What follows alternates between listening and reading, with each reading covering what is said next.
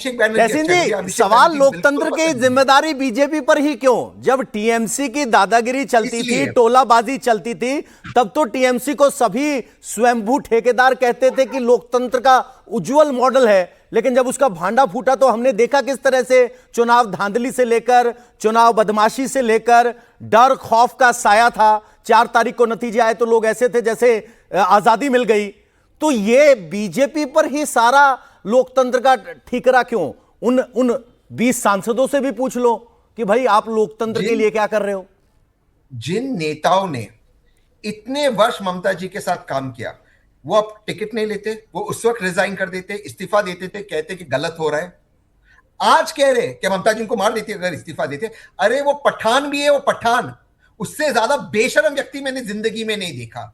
क्या लेना देना उसका पश्चिम बंगाल से? मैं फिर से ये नहीं कह रहा हूं कि ममता जी की गलती ने ऐसे लोगों को टिकट दिए। वो जमीन चोर वो भी चला गया। मतलब क्या है ये? कुछ तो शर्म करे।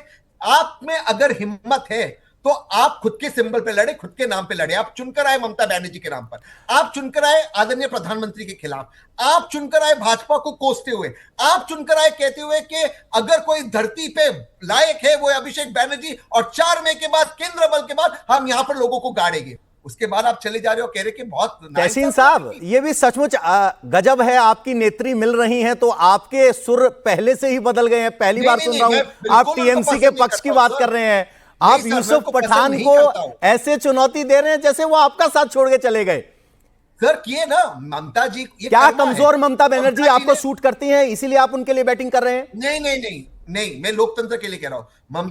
लेकिन ये कर्मा है। ममता जी ने पूरी की पूरी कांग्रेस पार्टी को मेघालय में खत्म कर दिया। गोवा में कांग्रेस की हार की वजह ममता जी और नोटा था, तो ये उनकी वजह है, ये उन्होंने किया। और लगातार मैं कोट करता हूं अभिषेक बैनर्जी को, जब आदरणीय राहुल गांधी विपक्ष के नेता कह रहे थे कि इलेक्शन में धांधली हो रही है, अभिषेक बैनर्जी कहते ये राहुल गांधी को चुनाव लड़ना नहीं आता, हम भाजपा को हराएंगे।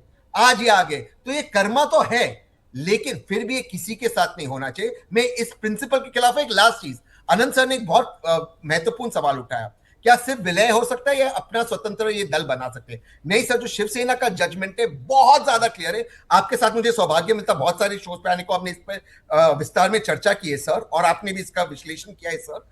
ये अलग दल नहीं बना सकते, ये सिर्फ और सिर्फ विलय कर सकते हैं भाजपा के अंदर, ये कोई अलग दल नहीं बना सकते। एक बार बीजेपी से पूछ लेते हैं धनेंद्र गिरी जी, क्या बंगाल विधानसभा की तर्ज पर एक अलग गुट? सर एक सेकंड, भवन सर दर्शकों को समझने दीजिए। केवल लेजिस्लेटिव पार्टी नहीं होती है दल, दल होता है पार्टी का मुखिया, वो तय करेगा कि विप कौन है। अगर आपको याद है अनंत जी, उद्धव ठाकरे जी वाले केस में सुनील प्रभु को विप माना गया था, लेकिन सुप्रीम कोर्ट ने कहा अगर आप रिजाइन नहीं करते फेसबुक पे, we would turn back the. एक सवाल धनंजय गिरी से ले लेते हैं। धनंजय जी, एक सवाल यह है कि क्या यह जो अलग गुट बना है वो बीजेपी में शामिल होगा या एक अलग गुट के तौर पर? माफ कीजिएगा, एक बड़ी खबर आ गई है। कोर्ट पहुंचे टीएमसी नेता पर लोगों का गुस्सा फूटा है। विधाननगर में सब्यसाची दत्ता पर लोगों ने अंडे फेंके हैं। आपको बता दें कि सब्यसाची दत्ता को गिरफ्तार किया गया था और जब उन्हें कोर्ट में पेश किया जा रहा था तब उन पर अंडों से हमला हुआ है। विधाननगर में स्थिति है। टीएमसी नेता पर 1 करोड़ रुपए की रंगदारी मांगने का यह आरोप था। जब उन्हें कोर्ट में पेश किया जा रहा था तब उन पर अंडों से हमला हुआ।